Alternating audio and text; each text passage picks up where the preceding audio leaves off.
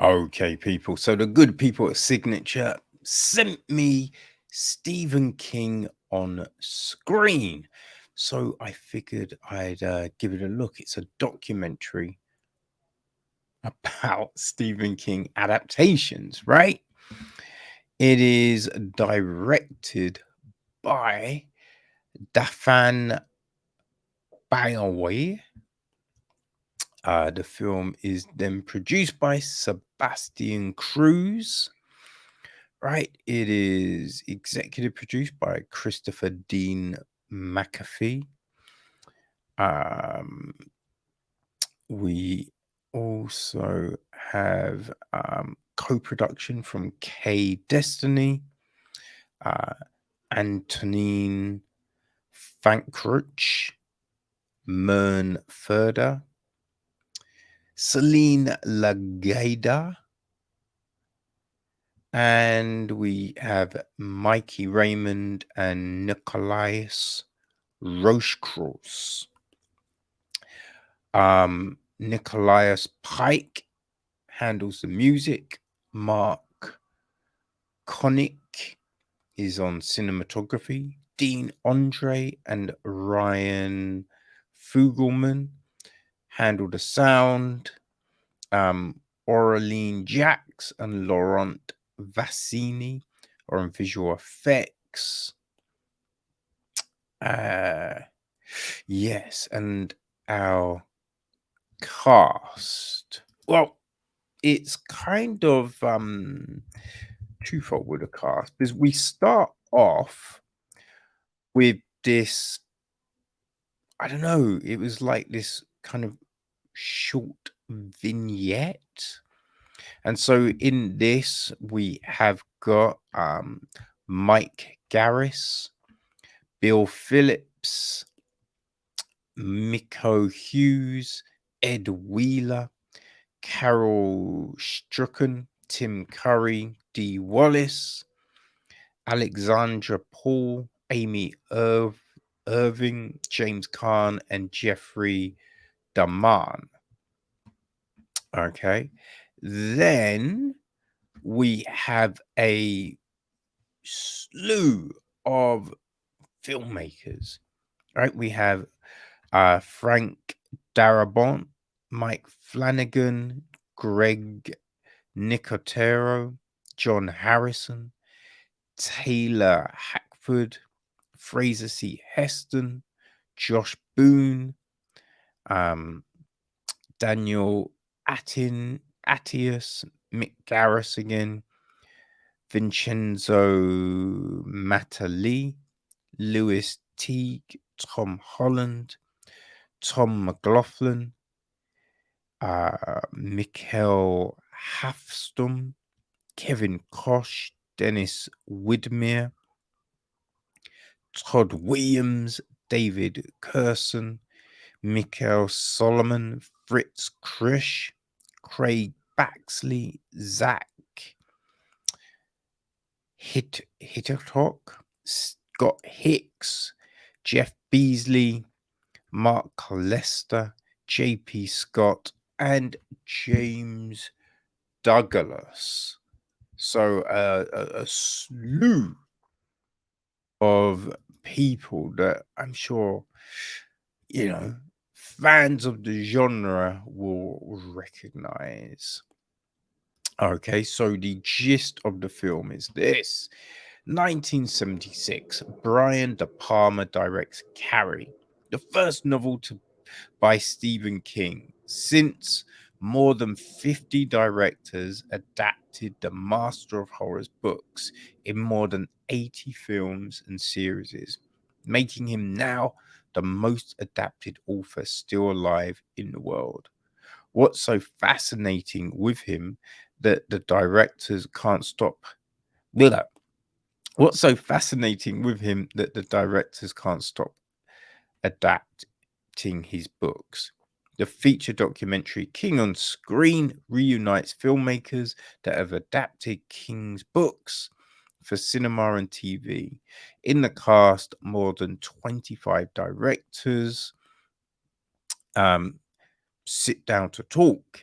It is a movie made for the fans and with the fans, led by an international ambition. So yeah, there you have it, people. It's interesting, right? I've definitely watched a few Stephen King's films, right? Like Shawshank Redemption. You know what I mean? Misery. Yo.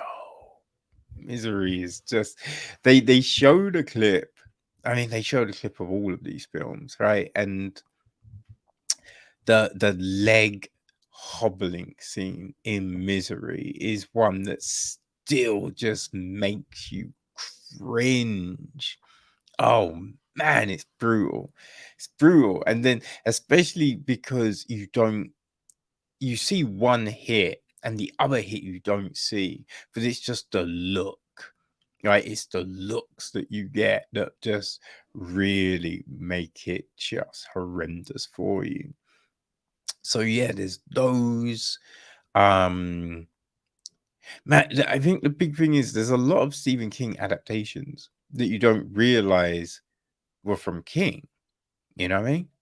Which is always an interesting one. Carrie, right? I enjoy Carrie. There's a lot though that I have not seen. Right? I've never seen Christine. I've never seen The Green Mile. Gerald's Game.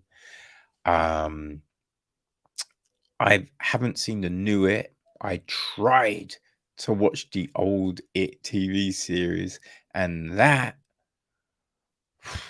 man, I was fucking young. I forget how old I was. I was real young when I watched that. I tried to watch it the first time, and I got to the bit with the clown in the sewer, right? And he gives a balloon, and then he drags the kid. Yeah, I was just like, you know, when you're just gripped in front of the TV and you cannot move, and you're just like, fuck.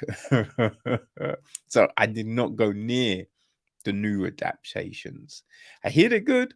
Ain't watched them. Ain't watched them. And there's a lot of stuff like that, right? Yeah, I'm just like, oh man, I don't think I'm gonna go near that. Right? I tried to do the book, and yeah, I had to stop. I had to stop that. Oh man, The Shining, yeah, did The Shining. Finally, I was mad late on that one. But yeah, like Doctor Sleep, haven't done. Yeah, so there's a lot I haven't done. I tried to do the stand. I hated the stand, but watching this, I didn't know that they adapted it in 2020. Yeah, didn't know. I'm wondering what that version is like.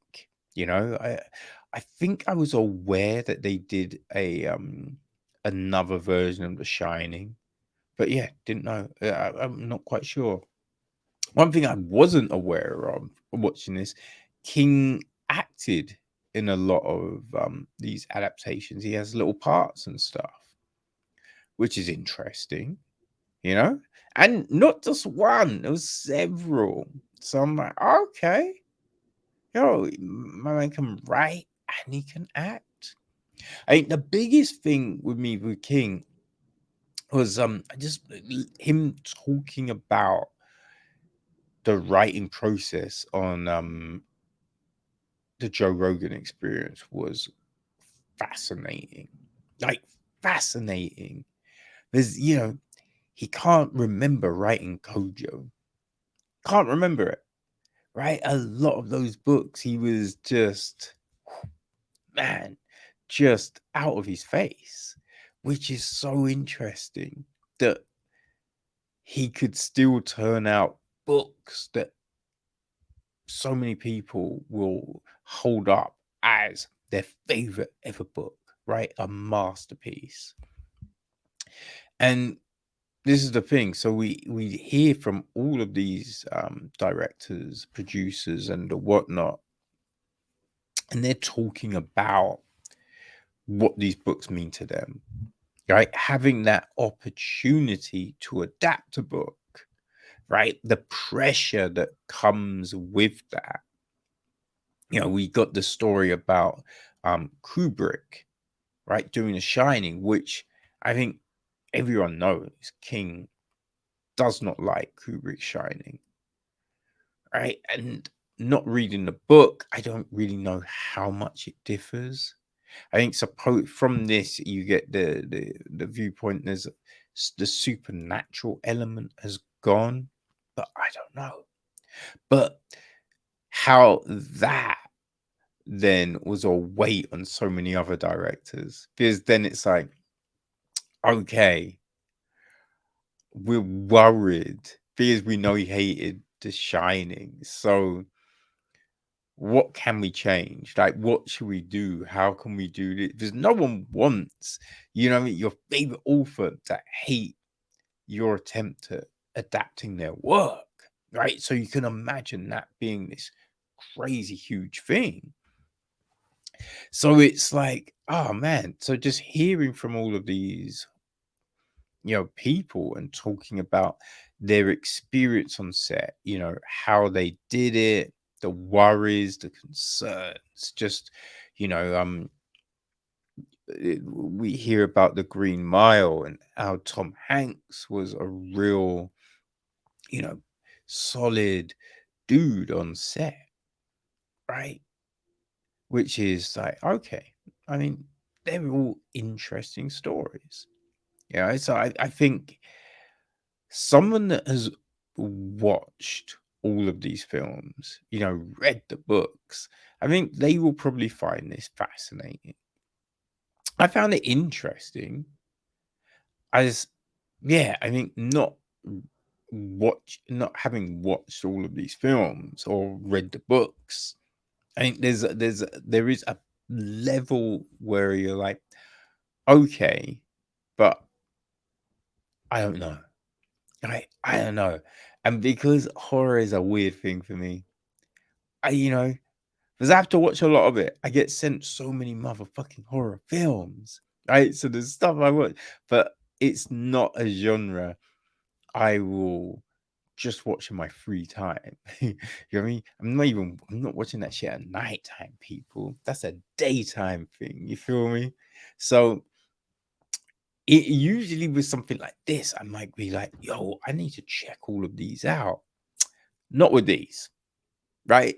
Not with these. So there is that slight disconnect for me. But I think everyone talks with this excitement, right? And you can see the love they have for this material, which is fascinating, right? And all of that comes across. I did I hated the weird framing device for it, right? This little, I don't know, weird kind of thing where a woman's cut, and there seems just like, yeah, I haven't watched all the stuff, but it did seem that there was like so many references thrown into the books, right? But I it did nothing for me. That did nothing for me. Now, I guess it might mean more to people who are deep in this shit, you know? It might do that. For me, it meant nothing. I thought it was kind of hammy. Um, yeah, it was just a weird addition.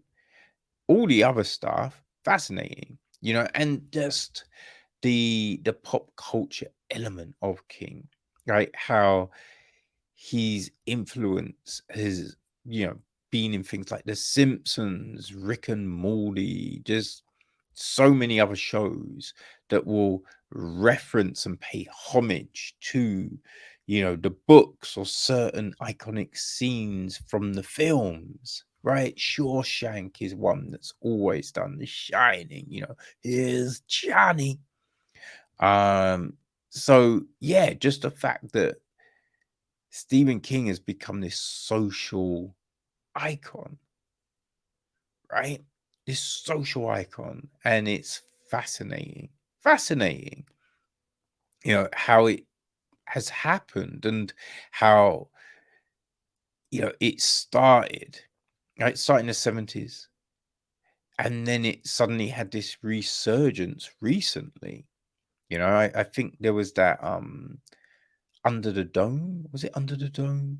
Right, you had that TV series, and then just you saw all these other things getting made all of a sudden.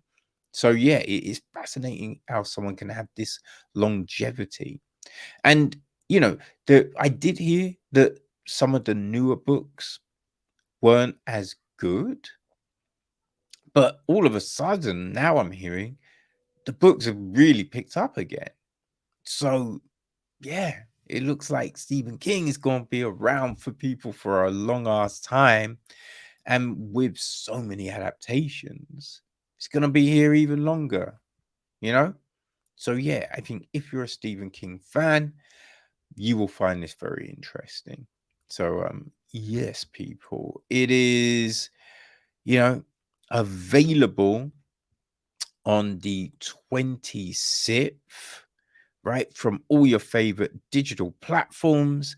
And if you still like the 26th of June, people, that's on Monday. Okay.